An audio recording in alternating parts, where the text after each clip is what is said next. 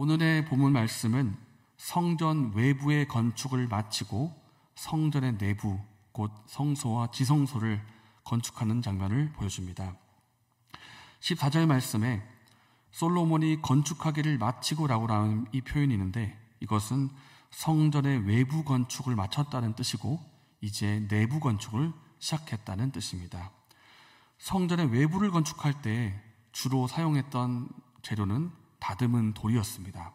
그렇다면 성소와 지성소를 만들 때는 어떤 재료로 만들었을까요? 15절의 말씀을 보면 백향목 널판으로 벽면에서 천장까지 입혔다. 그리고 잣나무로 마루를 놓았다. 이렇게 표현되어 있습니다.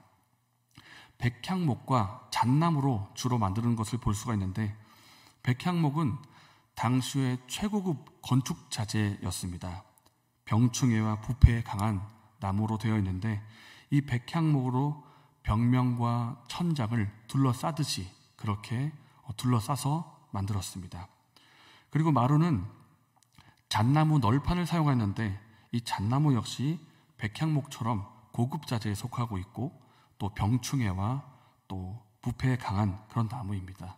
다시 말하면 성소와 지성소를 만드는 데 있어서 최고급의 자재, 최고급 나무를 사용했다는 것입니다.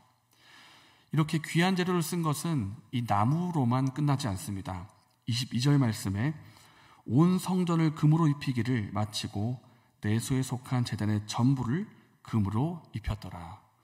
고급 자재를 쓴 거기다가 또 무엇을 입히냐면 금으로 입혀서 마감을 했습니다. 특별히 지성소의 경우에 금 600달란트를 사용했는데, 이것을 지금 무게로 하면 금 약 20톤이 넘는 무게입니다. 정말 어마어마한 양의 금인데, 이것을 돈으로 말하면 억 단위를 넘어가는, 억으로 측정할 수가 없는 그런 엄청난 양의 액수가 됩니다.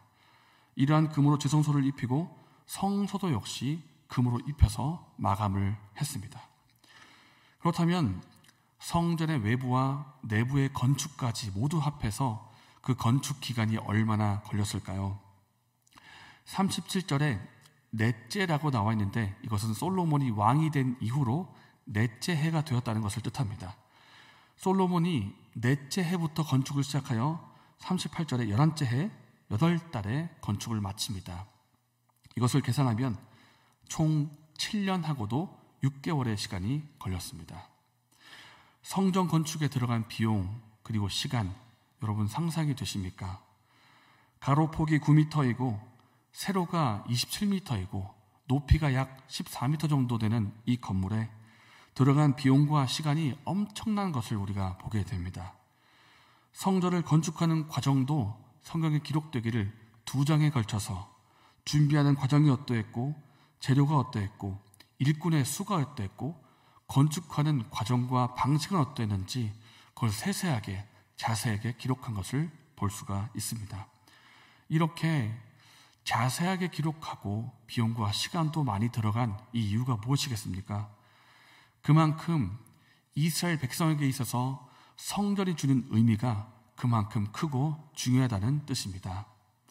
하나님을 예배하고 하나님 말씀을 들으며 하나님과 교제하는 이 성전이 이스라엘 백성의 정체성을 나타내는 아주 중요한 의미이기 때문입니다. 우리가 어제 본문에서 보았는데, 성전 건축을 시작할 때 언급되고 있는 중요한 한 가지 사건이 있습니다.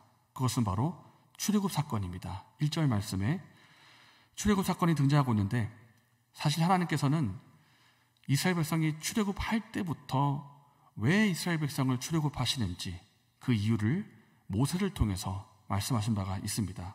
그것은 바로 예배입니다. 모세가 바로에게 말했습니다. 내 백성을 보내라. 우리가 우리 하나님 여호와께 제사를 드리려고 한다. 그러니까 내 백성을 보내라는 것입니다. 하나님께서 이스라엘 백성을 애굽에서 구출하고 구원하시는 이유가 예배였습니다. 이스라엘은 이방의 우상이나 헛된 신을 숭배하는 그런 민족이 아니다. 그런 헛된 것들에 굴복하는 그런 자들이 아니다. 이스라엘 백성은 나 하나님을 예배하는 나의 백성이다. 그러니까 이 백성은 내가 나를 위하여 지었나니 나를 찬송하게 하려 함이니라. 하나님이 우리의 하나님이시고 우리가 그분의 백성이며 우리가 하나님을 예배하는 민족이라는 이것이 이스라엘 백성의 중요한 정체성이었습니다. 그렇기 때문에 하나님을 예배하고 교제하는 장소인 이 성전이 너무나 중요한 의미인 것입니다. 우리 역시 동일합니다. 하나님께서 우리를 죄와 사망과 사탄의 권세에서 구원하시고 우리를 하나님의 사랑받는 자녀요 하나님 백성으로 삼아주셨습니다. 이렇게 삼아주신 이유가 무엇인가? 우리에게서 예배를 받으시기 위함입니다. 하나님의 은혜와 사랑에 감사하고 찬양하며 하나님과 교제하며 동행하는 삶을 살기 원하시기 때문에 우리를 구원하신 것입니다.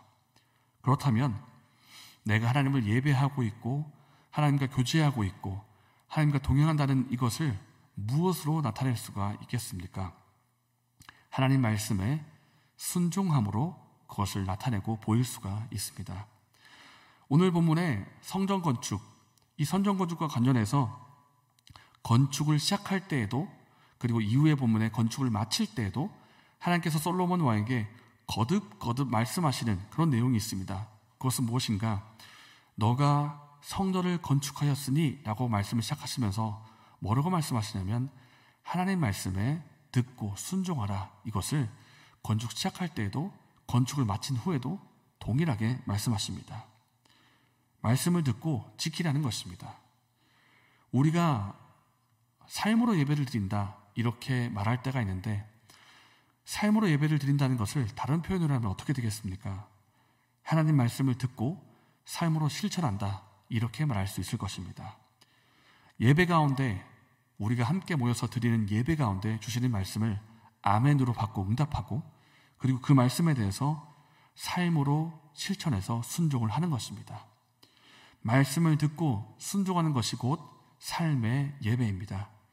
그러므로 사랑하는 여러분, 우리가 하나님의 이 부르심에 응답하여 예배하는 우리가 되기를 원합니다. 모여서 예배 드림으로 하나님을 예배하고 또 삶으로 말씀에 실천해서 말씀에 순종하여 드리는 이 삶의 예배로 하나님을 예배하는 저와 여러분 되시기를 바랍니다. 이 시간 말씀을 생각하며 기도하겠습니다. 하나님을 예배하는 우리가 되게 해달라고 기도합시다. 모여서 드리는 예배로 하나님을 예배하고 주신 말씀을 가지고 삶에서 순종하여 실천하는 예배로 또 삶의 예배로 예배하는 우리가 되게 해주시고 하나님과 교제하며 동행하는 우리가 되게 해주셔서 이렇게 기도하시고 개인적인 제목으로 기도하신 후에 자유롭게 돌아가시겠습니다.